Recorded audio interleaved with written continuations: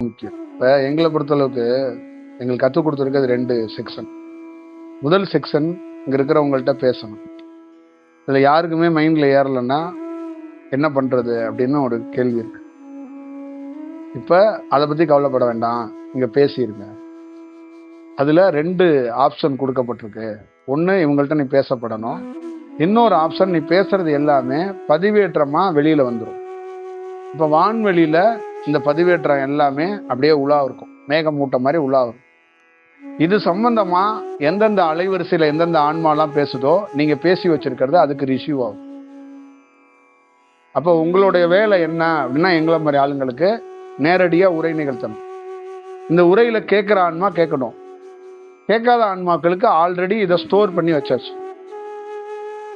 அதுக்கு எப்போ 25 வருஷம் கழிச்சு கூட யோசிக்கலாம், 30 ஆண்டுகள் கழிச்சு கூட யோசிக்கலாம்.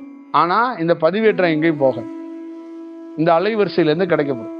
ஒரு கவிஞன் பாடல் எழுதுறான்னா அலைவரிசையிலிருந்து தான் எழுத. அப்போ நம்ம எல்லாமே என்ன பண்ணுறோம், நமக்கு ஆல்ரெடி மெமரியில் பதிவாக இருக்கிறது. அதே மாதிரி புது செயல் எல்லாம் அலைவரிசையாக ஆல்ரெடி இங்கே பதிவு பண்ணி இருக்கு. அப்படிதான் அதோட விஷயம். எத்தனை திருவள்ளுவர் எப்படி இருப்பார்னு கூட தெரியாது. அப்போ அந்த திருவள்ளுவருடைய வார்த்தைகள் ஏன் இருக்குன்னா அது அலைவரிசைகள். அப்போ எதுக்கு காலம் கடந்து ஒரு உருவமே தெரியாத ஒருத்தரை இந்த அளவுக்கு அவருடைய எழுத்து தீவிரமா இருக்குன்னா, அப்போ அந்த எழுத்தோட செயல் பெரிய அலைவரிசையா இருக்கு.